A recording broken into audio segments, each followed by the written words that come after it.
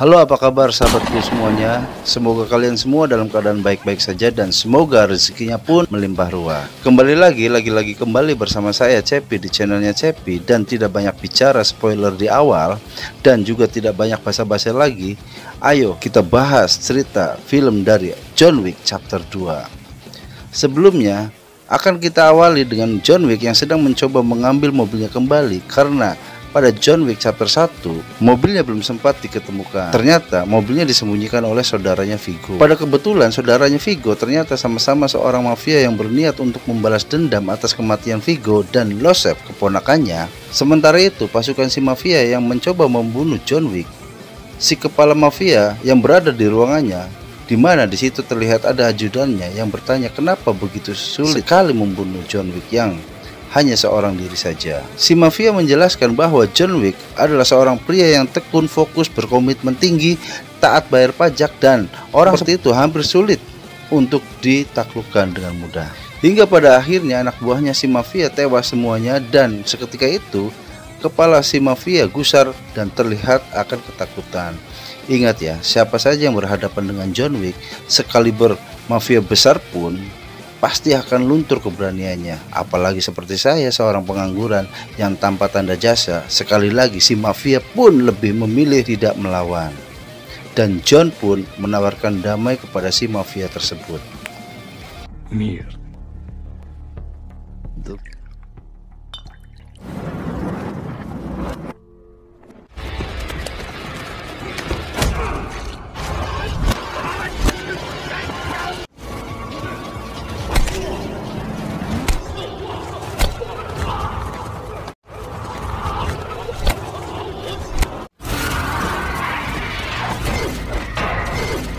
John Wick pun merupakan seorang tipikal orang yang memilih dan memiliki akal dan rasional, asal kita tahu bahwa John Wick sendiri dari dulu memutuskan untuk pensiun dari pekerjaannya itu. Dia juga sebenarnya tidak ingin ada masalah dengan siapapun, cuman memang yang namanya ada aja cobaan dan godaan, sehingga jangan salahkan John Wick jika mereka semua telah membangunkan singa yang tengah tertidur. Setelah berhasil mendapatkan mobilnya kembali yang ringsek akibat pertarungan semalam, John pun memutuskan untuk pulang ke rumah, mandi, makan, dan tidur seperti mas-mas kesepian pada umumnya.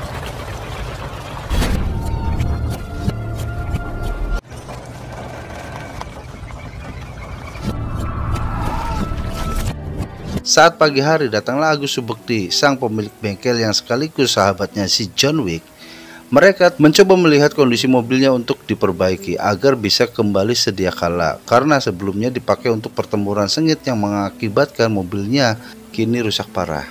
Setelah apa yang terjadi, John Wick akhirnya mengubur kembali perlengkapan membunuhnya dan hanya ingin tinggal menikmati masa pensiunnya atas apa yang telah diraihnya selama ini dan kembali pada kehidupan normalnya. Yang namanya takdir bukanlah sembako yang bisa kita pilih sesuka hati pada warung si gendon. Dikarenakan tak lama kemudian datanglah seorang pria berpakaian rapi datang ke rumahnya. Ternyata orang tersebut merupakan pria bernama Santiago Diantiono. Sering sekali kita panggil Coblek. Tujuan Coblek datang ke rumahnya John adalah untuk meminta tolong kepada dirinya agar kembali pada pekerjaan membunuhnya, hanya untuk sekali lagi saja. Dan setelah itu semuanya selesai. Ternyata di sini ada hal yang menarik. Alasan John bisa pensiun dan keluar dari dunia kriminal berkat bantuan dari Coblek, di mana John sendiri memiliki sebuah perjanjian dengannya, perjanjian yang dibuat dengan menggunakan segel, di mana segel ini memiliki dan dimiliki oleh semua anggota pembunuh bayaran kontinental, di mana ini berfungsi untuk melakukan kesepakatan antara dua orang. Jika ketika John sudah diberi bantuan, maka suatu saat ia akan diminta bantuan balik, maka John pun harus dan wajib untuk membantunya, dan itu terlihat dari darahnya sebagai salah satu bukti fisik atas perjanjian mereka berdua. Coblek sendiri merupakan seorang yang cukup berpengaruh di dunia kriminal, sekaligus Coblek sendiri merupakan anak dari salah satu petinggi dunia organisasi kriminal di dunia yang disebut dengan High Table. Pada video sebelumnya dijelaskan ada Continental dan juga ada High Table. Jika Continental hanya menguasai dunia kriminal pada tingkat negara, sedangkan High Table menguasai dunia kriminal pada tingkat dunia. Edan gak?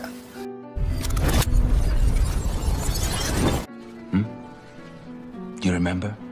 You remember? You remember? John yang memutuskan untuk tetap pensiun dan menolak tawaran Coblek. Setelah mendapatkan penolakan dari John, Coblek pun tampak kecewa dan memutuskan untuk pergi. Namun, apa yang terjadi selanjutnya benar-benar sangat mengejutkan. Ternyata Coblek mengeluarkan sesuatu yang dapat menghancurkan rumah John, dan itu merupakan sebuah tanda bahwa siapapun tidak boleh menolak keinginannya.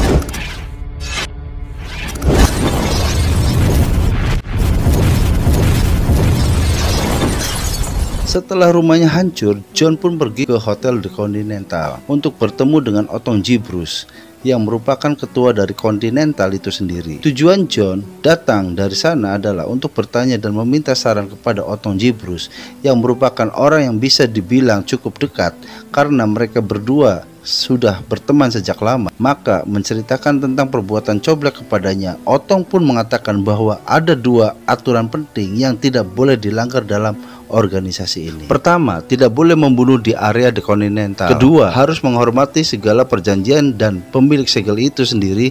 Dan ingat, dalam dunia kriminal aturan adalah mutlak, komitmen adalah baku.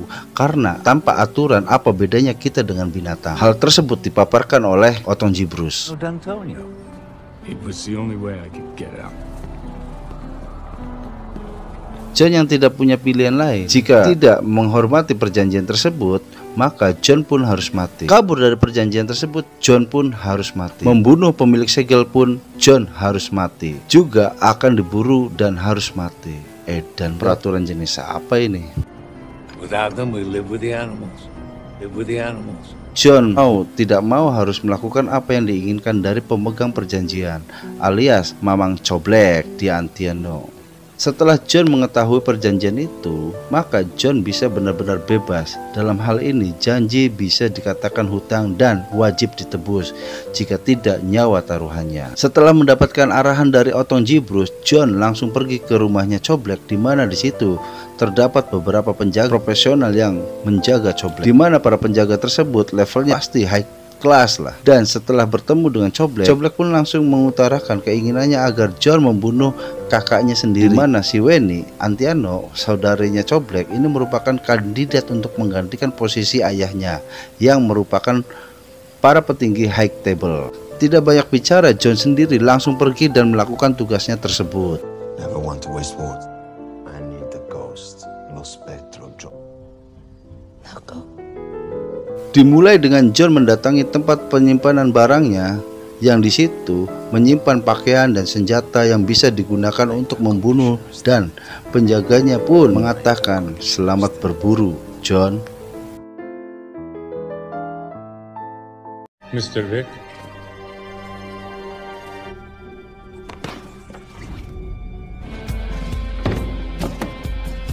Sehingga bisa dipastikan bahwa pamor John yang sudah sebagai legenda memang tidak bisa diragukan lagi. Singkat cerita, John pun harus tiba di hotel, cabang hotel di Continental, di mana di situ pemilik hotel itu sendiri yang laki-laki yang sudah kenal dengan sosok John Wick, di mana targetnya dekat dengan cabang hotel tersebut. Dari situlah John langsung memesan sebuah kamar. Ternyata cabang hotel tersebut sama diperuntukkan untuk semua pembunuh bayaran.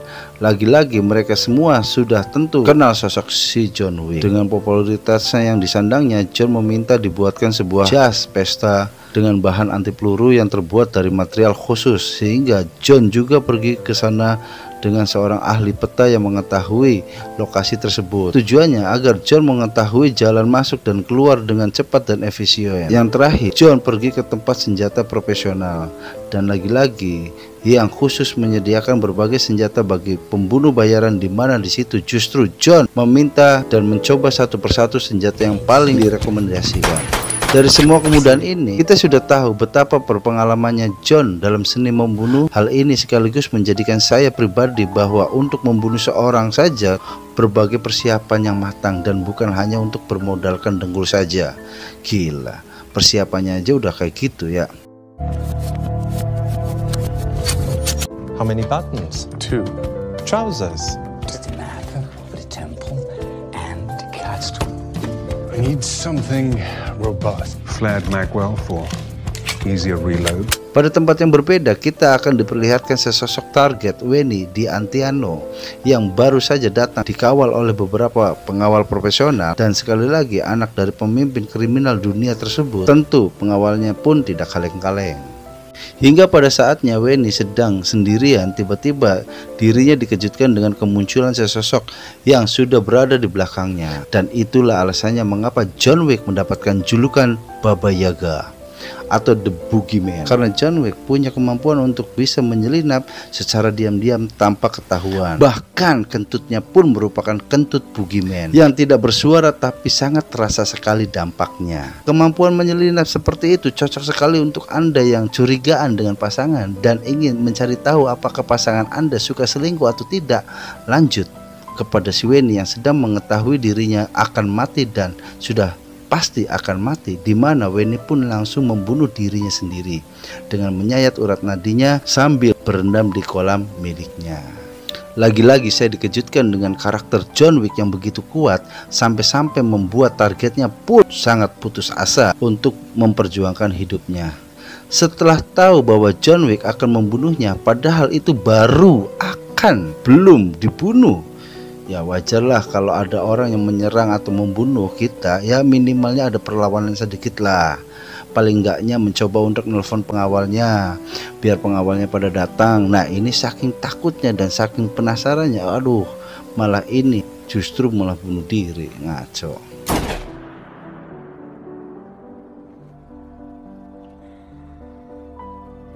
Why? Was she worth the price? Setelah John Wick selesai dengan misinya, John pun berjalan pulang dengan santainya, namun ia bertemu dengan pengawal pribadi yang bernama Julie, di mana John Wick sudah mengenal dia sebelumnya, sehingga saat Julie bertanya, "Apa kamu sedang bekerja, John?" John Wick pun menjawab, "Ya." Sehingga dari situlah terjadi baku tembak, mana John sendiri harus menghadapi beberapa penjagaan tepat di tengah-tengah kerumunan orang-orang yang sedang berpesta. Julie bergegas untuk melihat bosnya dan ternyata bosnya mati. Karena selain Wenny sudah dianggap sebagai keluarganya sendiri, Julie juga tidak mau harus menjadi seorang pengangguran seperti saya. Setelah mengetahui bahwa bosnya sudah tiada, sesaat John sedang kabur melalui jalur bawah tanah, ia pun dikejutkan dengan munculnya pengawal dari Coblek. Ternyata Coblek sendiri berencana untuk membunuh John Wick. Sesaat Wenny di Antiano, tetehnya sudah tewas, namun dengan ketangkasan yang dimiliki oleh John dan sutradara menginginkan ada season John Wick chapter 3, akhirnya John pun mampu mengalahkan beberapa pasukan tersebut dan lolos dari sana. Akan tetapi John sudah keluar dari jalur bawah tanah, lagi-lagi harus melewati dan harus melawan Julie. Menuntut balas atas kematian Wenny di Antiano,